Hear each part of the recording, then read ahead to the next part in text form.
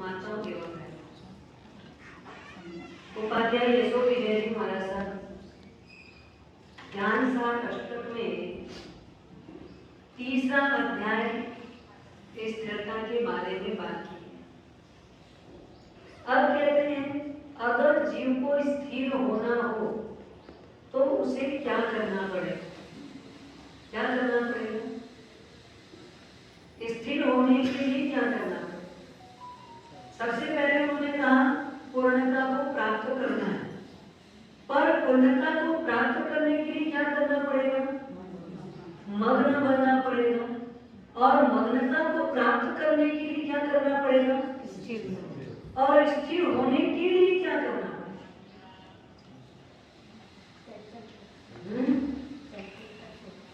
स्थिर होने छोटा सा त्याग, इसका क्या करना है? मोह। मोह शब्द का मतलब पता है आपको? मोह का मतलब मोक्ष, ह का मतलब हनन। जो मोक्ष का हनन करता है उसका नाम है मोह। मतलब हमको मोक्ष में जाने में बाधक अगर कोई है तो वो कौन है? कौन है? किसके समान है मोह करूं? मदिरा पिए हुए व्यक्ति के समान। जैसे शराबी को किसी भी प्रकार का भान नहीं होता, विवेक नहीं होता, होश नहीं होता, वैसे ही जिस आत्मा में मोह का नशा चढ़ गया है उस व्यक्ति को उस नशे में कोई भान नहीं होता। क्या अच्छा क्या बुरा, क्या सत्य क्या असत्य, क्या मिथ्या है क्या सही है, इसका भान मोह जगत में रहते तक नहीं। तो इसलिए सबसे पहले मोह का त्याग क्या करना है? मोह का त्याग। अब जब मोह के त्याग की बात करते हैं तो सबसे पहला श्लोक बोला अहम ममेति मंत्रोयं मोहस्य जगदान्त्यकृत अयमेव हि नयं पूर्व प्रतिमंत्रोऽपि मोहति। क्या करना है? अहम ममेति मंत्रोयं। हम लोग एक ही मंत्र का जाप करते हैं, अहम और मम।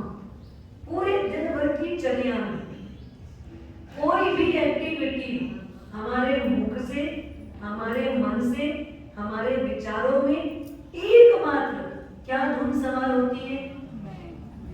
मैं और मेरा, मैं और मेरा। अहम ममेति मंत्रोयं। यह मंत्र आप दिन भर जाप करते हैं। इस माला को फिरते फिरते उठते हो। नौकार कितनी बार बोलती हो दिन भर में? नौकार कितनी बार? नौकार का उच्चारण कितनी बार करते? जितनी बार मैं बोलो उतनी बार नौकार बोलो। आज से क्या नियम बना लो? जितनी बार मैं शब्द का प्रयोग करूंगा उतनी बार तो नौकार बोलूंगा ही बोलूंगा। अभी बीच में यशो दीदी जी ने आपको एक दिन के लिए प्रयोग करने दिया था ना। आज दिन भर में मैं शब्द का प्रयोग नहीं करता। आज दिन भर तलवार चल जाती है, उसकी गर्दन पर छुरी चलती है। क्यों? क्योंकि वो पूरे समय क्या बोलती है? मैं करती है। और मैना क्या बोलती है? मैना क्या बोलती है? मैना ने मैना कहा, मोल हुआ 10-20, बकरी ने मैं किया, तुरंत कटाया शीश। बकरी मैं करती, शीश कटवा देती, और मैना क्या करती है? मैं नहीं, मैं नहीं, मैं नहीं। जितनी बार बोलोगे मैं नहीं, मैं नहीं, मैं नहीं, तो अपने आप आपके अंदर का अहंकार गलेगा। अब अगर मैं का प्रयोग किए तो नौकार का प्रयोग साथ में करना है। जितनी बार मैं बोलो उतनी बार क्या करना? उतनी बार नौकार का जाप करना। एक बार मैं बोली मतलब एक नौकार गिरना है। अब दिन भर में जैसे मैं निकला तुरंत नौकार गिरना। ऐसा मत सोचना अभी मैं काउंट कर लेता हूँ, मैं कितनी बार बोला एक साथ बैठ के करूंगा, होगा ही नहीं आपसे, होगा ही नहीं। और मैं छूट जाएगा ये तय है। जितनी बार मैं निकलेगा और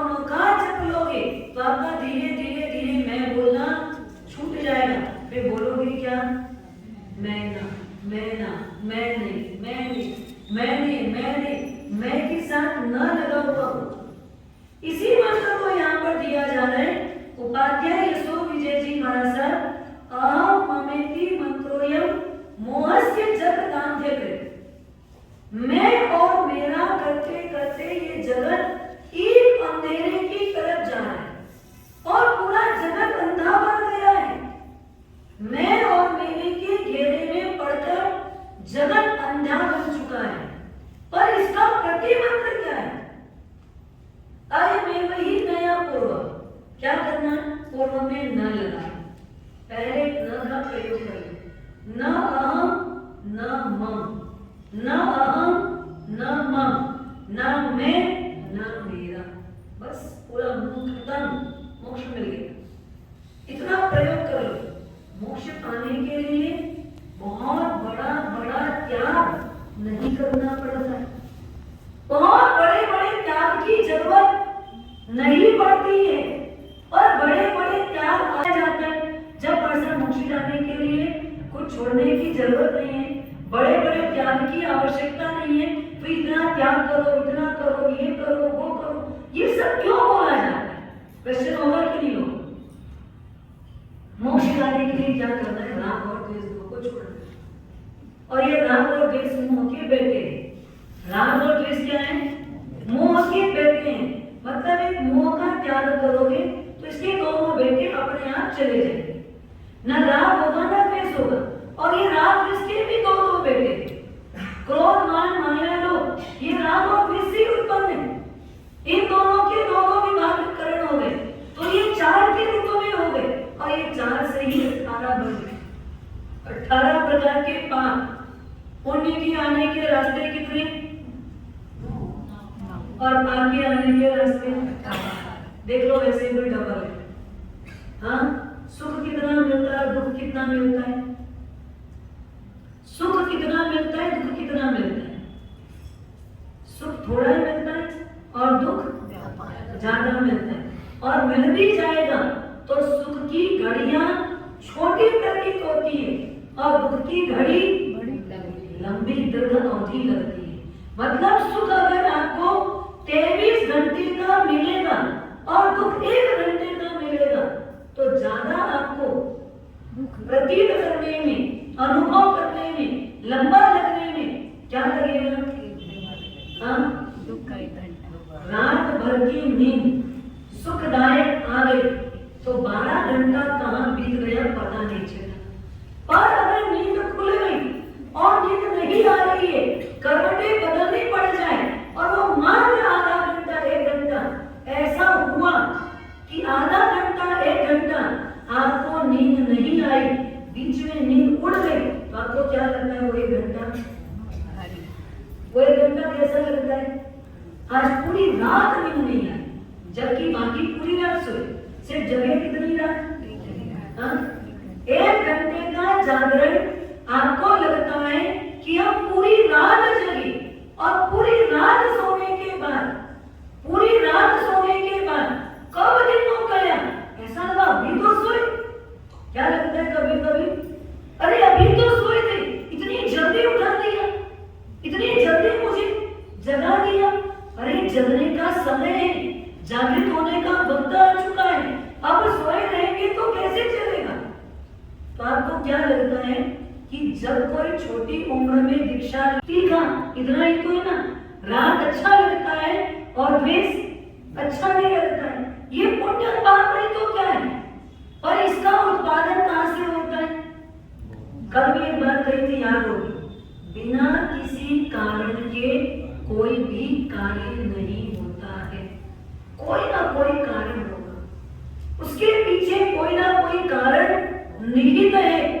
हर कार्य का कारण शायद हम जान ना पाए, शायद हमको नहीं पता, हमारी दृष्टि में नहीं आ रहे, वो परोक्ष है, लेकिन उसके पीछे कारण अवश्य भावी। परमात्मा की वाणी है, बिना कारण के कोई भी कार्य संपन्न नहीं होता। और आपको लगे कि नहीं, बिना किसी कारण के ही हो गया, कोई कारण नहीं था, तो ये हमारा उन्माद है, ये हमारा अहंकार है, ये हमारा आग्रह है, ये हमारी सबसे बड़ी विडंबना है, ये हमारा भ्रम है। बिना किसी कारण के कोई भी कार्य नहीं होता, हर कार्य के साथ कोई ना कोई कारण लगा है। पुण्य का उदय होता है तो हर चीज सुहावनी लगती है, और पाप के उदय में हर चीज दुखद प्रतीत होती है। और फिर पुण्य कैसा है? पुण्य है भी वैसा है, पुण्य के उदय में हर चीज अनुकूल मिलती है, हर चीज इष्ट मिलती है, हर चीज रुचिकर लगती है। आपने कभी खेल के मैदान में जब जब भी आपने बच्चों को खेलते हुए देखा होगा, दो प्रकार की बॉल दिखती है ना, दो प्रकार की बॉल। एक को लोग लात ही लात मारते और एक को लोग हाथों में उठाते। हाँ, हाथों में अगर लेते हैं कि नहीं लेते, कोई उसको गिरने नहीं देता। वो कौन सा होता है कार्य? हाँ, चाहे वो प्रतिस्पर्धी भी क्यों ना हो, चाहे वो दुर्जन भी क्यों ना हो, चाहे हमारा कट्टर दुश्मन भी क्यों ना हो, वो भी फुटबॉल को क्या करेगा? लात मारेगा। और अगर कोई सज्जन भी होगा तो भी उसको वो क्या करेगा? लात मारेगा। अगर मान लो वॉलीबॉल है तो दुर्जन होगा, दुश्मन होगा, वो भी क्या करेगा? हमारा प्रतिस्पर्धी है, हमारे विरोध में खड़ा है, आपको हराने के लिए खड़ा है, तो भी वो वॉलीबॉल को क्या करेगा? हाँ? गिरने नहीं देगा, हाथ में छेड़ेगा, इस हाथ से उस हाथ, उस हाथ से उस हाथ, सभी चाहेंगे ये नीचे गिरे मत। जब पुण्य का उदय का होता है, घर वाले ही नहीं, परिवार वाले ही नहीं, हमारा दुश्मन भी अभी तीर्थंकर बने नहीं है, अभी तो सिर्फ और सिर्फ माँ के गर्भ में आए, पर ये पुण्य का प्रभाव, इसका प्रभाव है। और परमात्मा का पुण्य तो कैसा है? प्रबल में प्रबल, अत्यंत उत्कृष्ट पुण्य का प्रभाव है। उनका पुण्य इतना उत्कृष्ट कोटि का है कि उस पुण्य के प्रभाव से देवी देवता एट ए टाइम उनकी सेवा में अपनी हाजिरी लगाते ही रहते। पुण्य का उदय सब चाहेंगे, पाप का उदय अपने वाले ही ठोकर मारेंगे। पर ये पुण्य और पाप लाया कौन? ये पुण्य और पाप को बुलाया कौन? हमने बुलाया। जब जब हमने अच्छा सोचा तो पुण्य का बंध हुआ, जब जब हमने बुरा सोचा तो। और एक सबसे बड़ी बात, हमारा धर्मराज और हमारा कर्मराज, ये दोनों का कार्य कैसा है पता है आपको? हाँ, कर्म सत्ता और आपका यहाँ का न्यायालय, इन दोनों के यानी इन दोनों के पास जो भी व्यक्ति किसी भी प्रकार का कार्य करे तो उसको सजा देने में अंतर क्या है? क्या अंतर है? आपकी कोर्ट कचहरी आपको सजा कब देती है? हाँ, या अपराध की सजा है कि गुनाह की सजा? किसकी सजा दी जाती है? कोई भी न्यायालय, कोई भी कोर्ट कचहरी में आप जाते हो, वहां अपराध की सजा है कि गुनाह की सजा है? हाँ, काय की सजा है? अपराध का मतलब क्या होता है? हाँ? अपराध शब्द का मतलब क्या है? अपराध मन से होता है। अपराध किससे होता है? मन से होता है। और गुनाह किससे होता है? काया से होता है। गुनाह किससे होता है? काया से होता है। और अपराध मानसिक है। अपराध मानसिक होने के बाद भी क्या आपको यहाँ की कोर्ट कचहरी वाले उसकी सजा देते हैं क्या? आप कितना भी मन से सोच लो, मैं उसको मारूंगा, मार के रहूंगा, मैं उसके लूट के रहूंगा, मैं उसको गिरा के रहूंगा, मैं उसका व्यापार बंद करवा के रहूंगा, आप मन ही मन सोचते हो तो उसकी कोई भी सजा आपको कोर्ट कचहरी वाले देते हैं? देते हैं क्या? नहीं देते। वो सजा किसकी देते? हाँ, आपके गुनाह की। जब कर बैठो, जब आप कोई काम कर लेते हो, आपने कोई भी प्रवृत्ति की है, ये वृत्ति और ये प्रवृत्ति, हमारे यहाँ वृत्ति भी मंजूर नहीं, न मैं न मेरा, बस एक न शब्द का प्रयोग एक्स्ट्रा करना, एकमात्र न का प्रयोग आगे और कर लो। नहीं मैंने कुछ नहीं किया, अरे मैंने नहीं किया तो कहाँ बोलना, ये भी ध्यान रखना। हाँ, सब गलत काम करके ये मत बोलना कि मैंने नहीं किया। जब जब अहंकार पुकारता हो ये किसने किया, तब क्या बोलना? अरे आपके द्वारा ये काम संपन्न हुआ, आप आए तो ये काम बहुत अच्छे से हो गया, आप आए तो मेरे ये सारे काम बहुत जल्दी संपन्न हो गए। तब हाथ जोड़ के निवेदन करना, नहीं भाई ऐसा कुछ भी नहीं है, मैंने नहीं किया है, मेरे आने से कुछ नहीं हुआ है, ये तो आपका होने का योग था, इसलिए आपके पुण्य से ही ये कार्य हुआ है। तब अपने अहंकार का पोषण मत करना, उस समय अहंकार को बोलने मत देना, और जब गलत हो जाए तो ये मत बोलना हाँ मैंने नहीं किया है, ये मैंने नहीं किया है, क्योंकि हमारी आदत क्या है, हमारी आदत क्या है, अच्छे में तो हमेशा हाँ क्रेडिट लेना हो तो, कोई भी काम का क्रेडिट लेना हो तो मैं ही किया हूँ, ये मैंने ही किया है। और जब क्रेडिट दूसरों को देने की बात आ जाए तो, देने की बात आ जाए तो, उसको थैंक्स देना हो तो मुंह से निकलता है कि जल्दी से दिन भर हर एक व्यक्ति को क्रेडिट देते जाओ, हर एक व्यक्ति को क्रेडिट दो, हर एक व्यक्ति को तवज्जो दो, हर एक व्यक्ति को बोलो आपकी वजह से सब अच्छा हुआ, आप आए तो अच्छा हो गया, आप पढ़ाए तो मुझे भी बहुत हिम्मत मिली, आपका आना ही मेरे लिए सुखद हो गया। इतना बोल के अगर आप किसी को क्रेडिट दिए तो अगला आदमी आपको वॉलीबॉल की तरह कैसा रखेगा, अधर रखेगा, क्योंकि आपने अधर रखा तो वो भी आपको अधर रखेगा। और आप बोलो भैया तुम आए कि नहीं आए, तो तुम नहीं आए तो भी मेरा काम नहीं किया, आज तुम आए तो ही काम निकला, ऐसा थोड़ी है, कल भी काम निपटा था, आज भी निपट जाता, आप आए तो मुझे कोई फर्क नहीं पड़ा, फिर क्या होगा, हाँ फिर फुटबॉल बनेगी कि नहीं बनेगी, आपने उसको धक्का दिया, अब वो क्या करेगा, हाँ अब वो धक्का देगा कि नहीं देगा, देगा ना।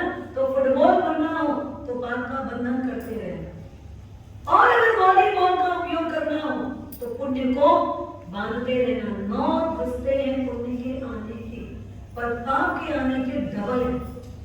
रास्ता पुण्य के लिए 9 ही है और पाप के लिए 18 रास्ता है। अब डबल